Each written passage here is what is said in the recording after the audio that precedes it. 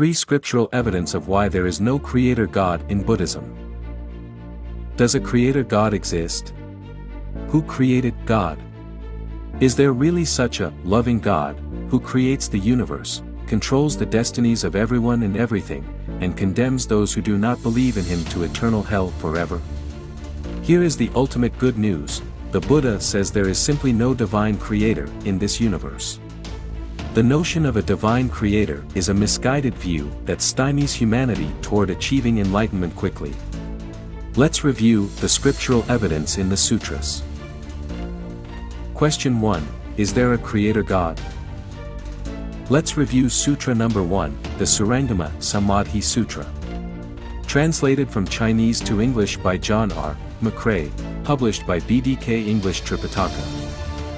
Here are the 2 verses from Surangama Samadhi Sutra.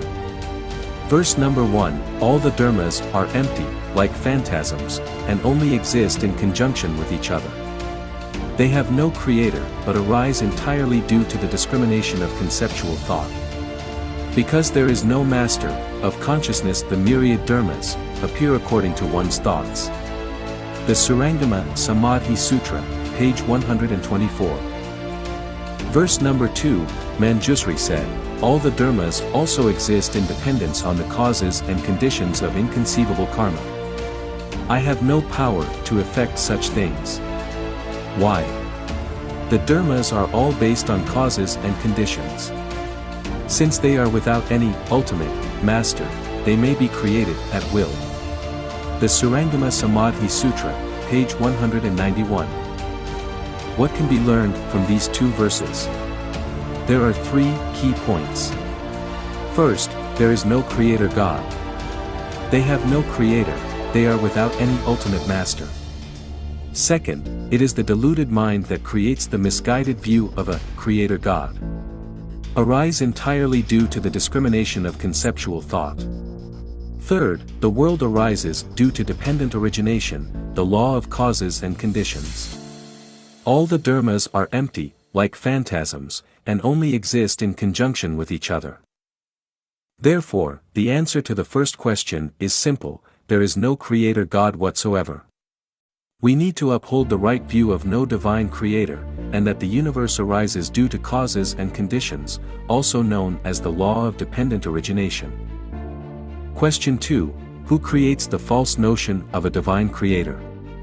The answer can be found in Brahmajala Sutta, the all-embracing net of views. Digha Nikaya 1, translated by Bhikkhu Bodhi. In this sutta, the Buddha lists 62 different types of wrong view, all of which are based on contact of the 6 sense bases and their objects. One of the wrong views is the misguided view conceived by the deluded Brahma who falsely thinks that he is the creator God. Here is the verse: thereupon the being who re-arose there first thinks to himself, I am Brahma, the great Brahma, the vanquisher, the unvanquished, the universal seer, the wielder of power, the Lord, the maker and creator, the supreme being, the ordainer, the almighty, the father of all that are and are to be. And these beings have been created by me. What is the reason? Because first I made the wish, oh, that other beings might come to this place. And after I made this resolution, now these beings have come.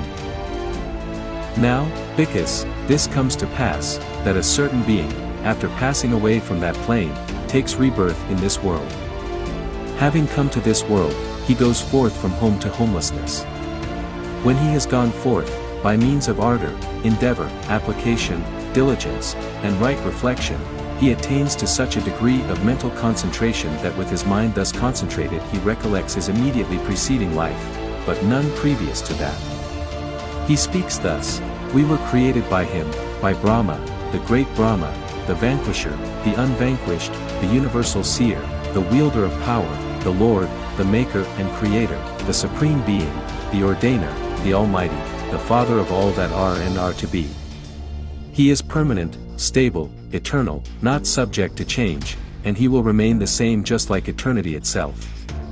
But we, who have been created by him and have come to this world, are impermanent, unstable, short-lived, doomed to perish.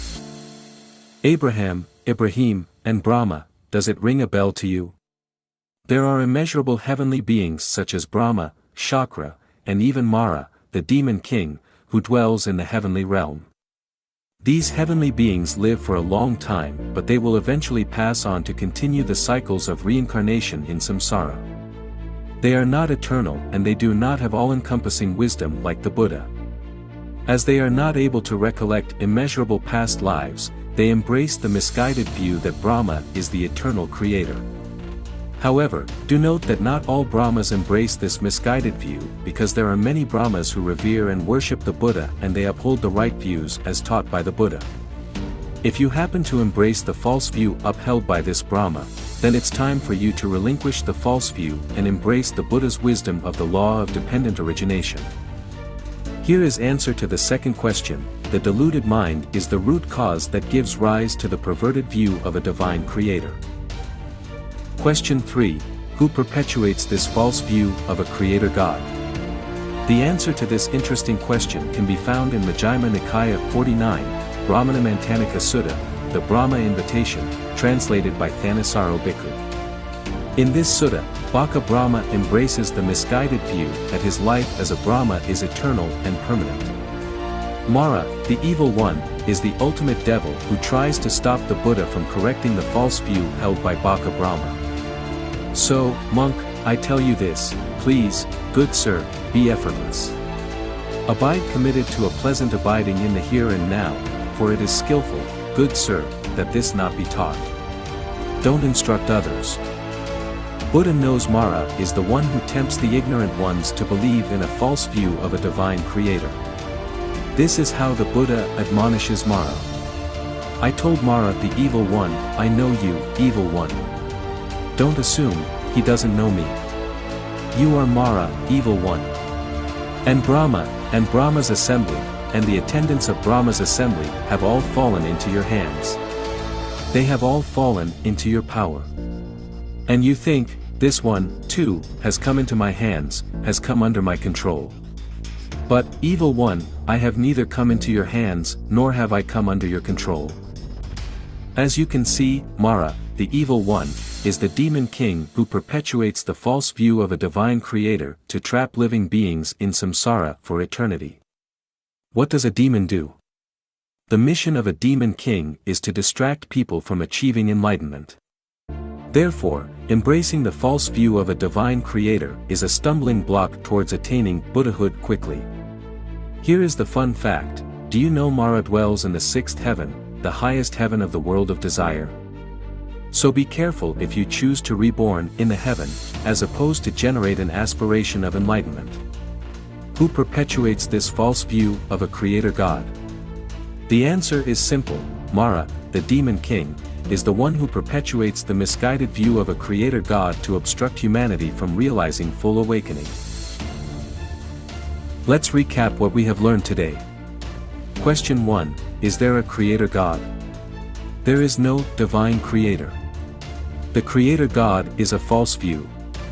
The right view is that the universe arises due to the law of dependent origination. Question 2. Who creates the false notion of a divine creator? The deluded mind is the root cause that gives rise to the perverted view of a divine creator.